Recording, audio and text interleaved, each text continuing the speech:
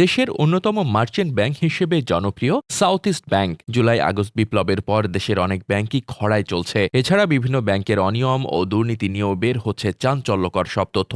সেই ধারাবাহিকতায় এবার ফাঁস হয়েছে সাউথ ইস্ট ব্যাংক নিয়ে প্রতিষ্ঠানটির উচ্চপদস্থ কর্মকর্তাদের নানা অপকর্ম, যেখানে রয়েছে প্রতিষ্ঠানের নামে বাজার দরের চেয়ে বেশি মূল্যে জমি কিংবা অফিস স্পেস ক্রয় থেকে শুরু করে অবৈধ ঋণ বাণিজ্যের মতো অগণিত দুর্নীতির তথ্য।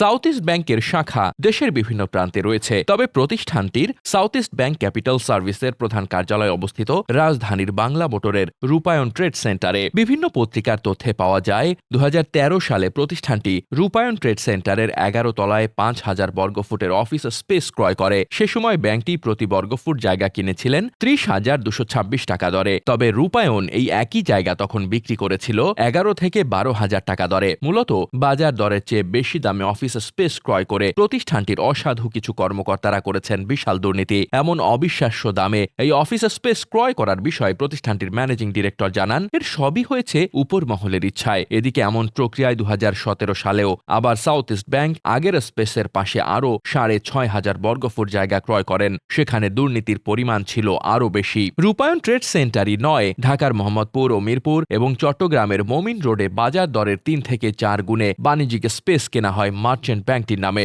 এছাড়া গাজীপুরে বাজার দরের তুলনায় বেশি মূল্যে ১০৯ কাঠা জমি কেনার তথ্য পাওয়া যায় প্রতিষ্ঠানটির নামে। এসব স্পেস ও জমি কেনায় লুটপাট করা হয়েছে আনুমানিক ৫০ কোটি টাকা। এদিকে এসব অনিয়ম ও দুর্নীতির পেছনে মাস্টার মাইন্ড হিসেবে নাম উঠে এসেছে সাউথ ইস্ট ব্যাংকের সাবেক চেয়ারম্যান আলমগীর কবিরের। অন্যদিকে শুধু অফিস স্পেস কেনার দুর্নীতিতেই থামেনি ব্যাংকটির অসাধু কর্মকর্তারা। আলোচিত শেয়ার কারসাজির হোতা আবুল খায়ের হিরো সহ কয়েকজনের যোগসাজশে গেল কয়েক বছরের নেগেটিভ ইকুইটি অ্যাকাউন্টের মাধ্যমে আরও প্রায় ২০০ কোটি টাকা লুট করেন তারা। এছাড়া প্রতিষ্ঠানটির বিভিন্ন কর্মকর্তারা নিজেদের আত্মীয় স্বজনদের নামেও অ্যাকাউন্ট খুলে করেছেন অবৈধ ব্যবসা। নানা সূত্রে এসব বেনামি বা আত্মীয়দের নামে ২০টিরও অধিক বিও অ্যাকাউন্টের তথ্য পাওয়া যায়। অনিয়মের তথ্য সামনে উঠে আসে যখন দেখা যায় সাধারণ বিনিয়োগকারীদের সিংহভাগই আছে লোকসান। তবে বেনামি এসব অ্যাকাউন্টে হয়েছে কোটি কোটি টাকার মুনাফা। এছাড়া ঋণযোগ্য নয় এমন অ্যাকাউন্টেও ঋণ দিয়েও বেপরোয়া গতিতে চলেছে দুর্নীতি। সাউথ ইস্ট ব্যাংক নিয়ে অনিয়ম ও দুর্নীতির অভিযোগ উঠেছে প্রতিষ্ঠানটির ব্যবস্থাপনা পরিচালক